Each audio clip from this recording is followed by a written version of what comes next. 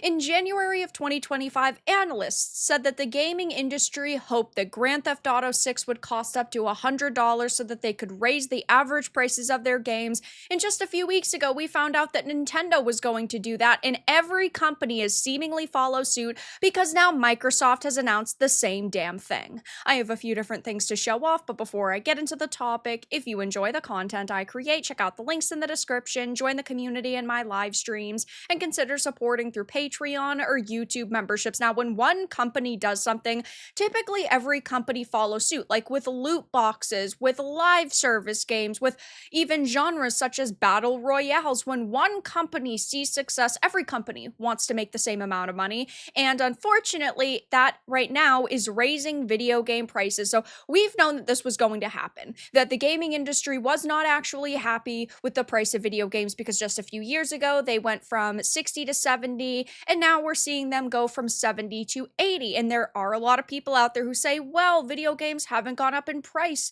very drastically in a long time, and the industry has changed a lot. But we are talking about an industry that is making $200 billion a year. That is a hefty chunk of change. And we are talking about companies that are billion-dollar companies like Microsoft, for example. So I personally am an individual who thinks that video game prices should not continue to skyrocket, but Microsoft does not feel the same because we are finding out that yes, they are raising their prices by the holiday. So this says Microsoft is raising prices on Xbox by a lot. And we're not just talking about games, we are talking about everything across the board.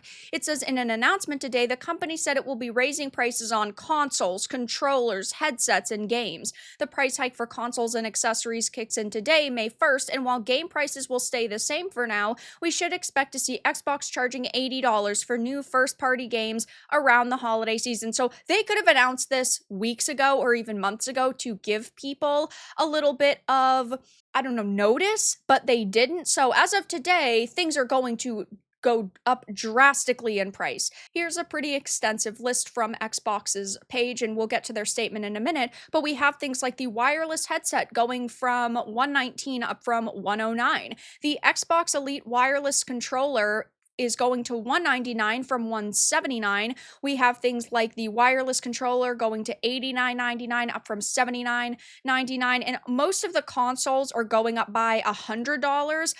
The Xbox Series X is going to $599 up from $499. The X Digital $549 up from $449. The S1 terabyte $429 up from $349. The S512 $379 up from $299. And then the X 2 terabyte Galaxy Special Edition $729.99 up from $599.99. So we are talking about price increases across the board here. Let's actually head on over to Xbox's website so that I can read their full statement to you, because for some reason IGN doesn't give it, probably because they want to defend the company.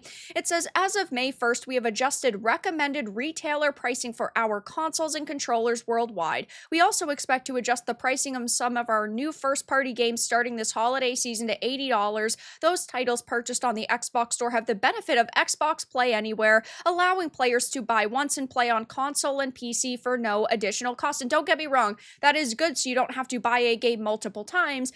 But on the flip side, there are people who typically play on one or the other. They play on PC or they play on console. So while that is a good feature for some people, it's not going to matter for everyone. It says, we understand that these changes are challenging and that they were made with careful consideration given market conditions and the rising costs of development. Looking ahead, we continue to focus on offering more ways to play more games across any screen, ensuring value for Xbox players. So right there, we've got the good old corporate speak. And sure, they are saying that it's due to market conditions, which means that they are affected, of course, by the tariffs. And I know that every company right now is going through that, but at the same time, they're not using terms like temporarily, and this is worldwide. So if it was just because of the tariffs, look at what Nintendo did. They said, we're going to delay the pre-orders by a few weeks while we keep an eye on the tariffs, and then they released the pre-orders and said that the console is going to stay at the same exact price. While, yes, they did say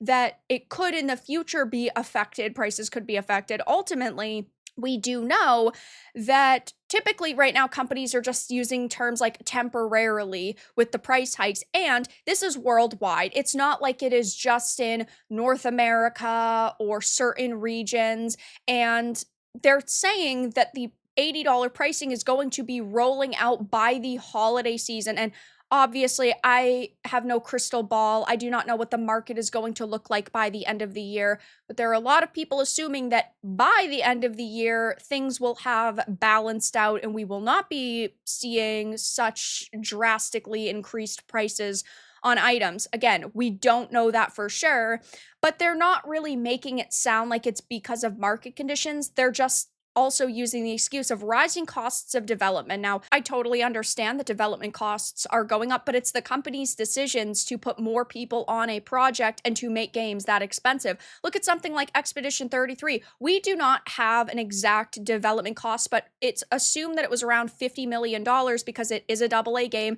That game is selling millions of copies right now, never mind the people who are playing on Game Pass. It goes to show that you can make a high quality, long experience and you don't have to waste $300, $400, $500 million on it. It is unfortunate that companies really just don't understand that. But ultimately, if games were that level of quality and they were $50 like Expedition 33, they would be selling even more copies of games. Now, of course, they're doing all of this in part because of the tariffs, but they see an opportunity. Clearly, they've wanted to raise game prices for a while, and Nintendo's just opened the floodgates. And when one company does something, every company does it. And now we just have to see what the third-party developers do. The only $80 games that we will see for now are the first-party ones from Nintendo and Microsoft. But after that, who knows? I mean, we could see every single company and studio go to $80.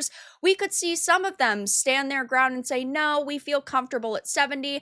I think that this is also a major push to Game Pass. They want as many people as possible using that subscription service, paying for it every month. I have not seen any news about them raising the price of Game Pass, though it wouldn't be particularly shocking that they raise it by like $1 or $2 because they expect to see so many more people actually using that service. But it's sad because it's turning games from a hobby to a luxury hobby. Games are a part of over 3 billion people's lives, and this is going to push a lot of average people away. It is sad to hear that there are going to be so many people who are going to say enough is enough. I really can't afford brand new video games anymore because I want as many people as possible to enjoy this hobby because it is so amazing to see how games can affect people and change people for the better. But well, this is going to make a lot of people say, you know what, I'll buy like one new game every 6 months or 2 new games every 6 months instead of maybe one new game a month. Obviously, some people buy more games every month, some people buy one game every 6 months, but let's put an average on this conversation just for argument's sake. And we know that Sony had raised their PlayStation 5 prices across the globe, but not in the US. Well, they have done that several times over the past few years. Once in 2022, they had at the beginning of 2025. So I just think that we're going to continue to see prices go up and up and up and up. And there are definitely people out there who are under the mindset of, well, video games have been this price for a long time. Technically, they should be more expensive. Like when the Nintendo conversation was happening, I know Madam Savvy had posted this thread on X, and I think it's a really good one. She said, why was it that in the 80s and 90s, we as little kids worked to save up money for the $100 game when that probably translates to $150 to $200 today, but today we as adults now complain about the $80 to $90 price tag. And obviously, I can only speak for myself, but my opinion was that of one, the gaming industry is making $200 billion a year when something like Hollywood is making $20 billion. They're making record profits, so should we indulge them to be making more? Number two is that in 1998, the year I was born, there was an estimated 743 games released. That is a very rough estimate, but in 2024, there was 18,886.